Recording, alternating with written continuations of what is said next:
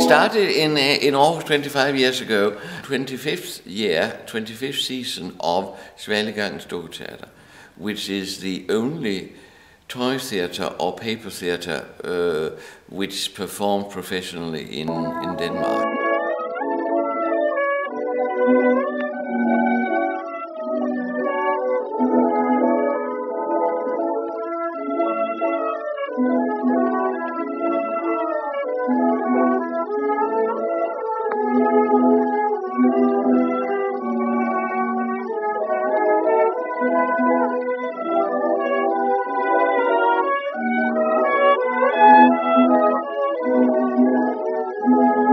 We had a new director, and he had heard about this strange thing that I was doing, and he thought that we should make it professionally, to make it sort of a special offer for a very select audience of about 20 to 25 people. Of course, it has this sort of permanent seat, permanent theatre in Aarhus, but this is the traveling theatre, and which has been as far as Russia to one side, and Finland, and France and Germany. I have always performed on my own. Other colleagues, of course, work together.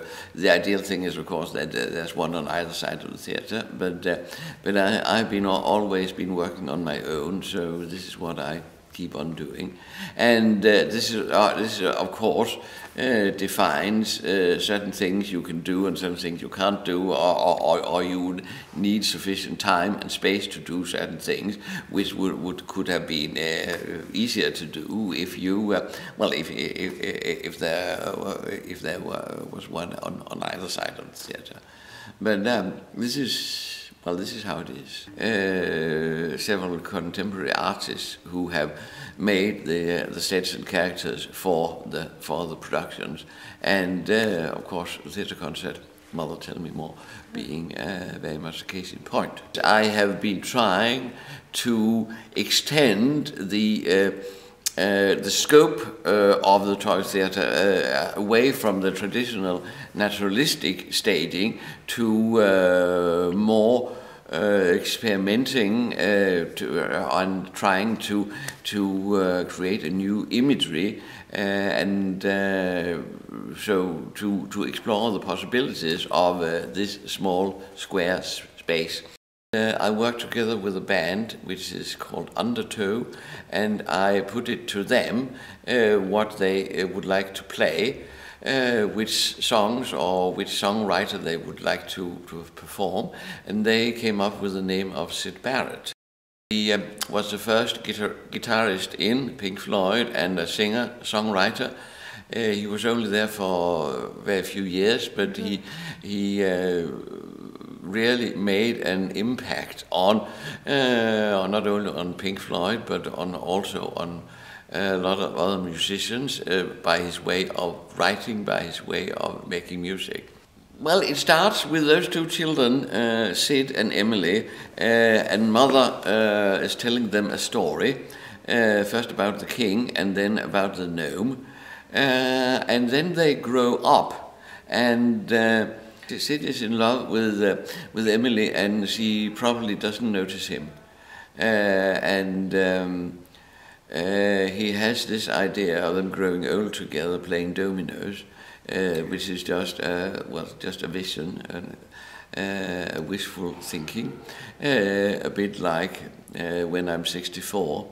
But of course it's just an illusion, because she is long gone, and in the end he sort of returns into himself, retires into the castle which we saw at the beginning, and Mother is sort of closing in on him, and which is a bit like the actual life of Syd Barrett.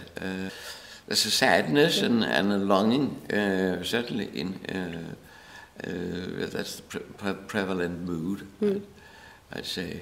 Yeah. We have made a running order of the songs, and which in our minds make up a story, and hopefully they will get some of that, and possibly, quite possibly, they'll get a totally different story out of it, and then that's up to them.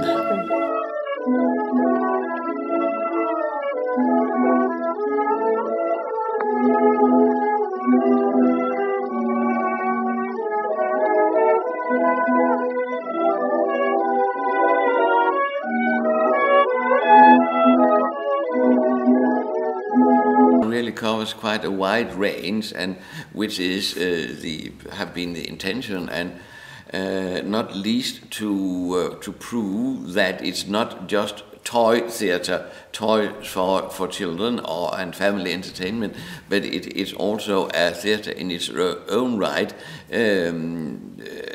where you can perform to a paying grown-up audience.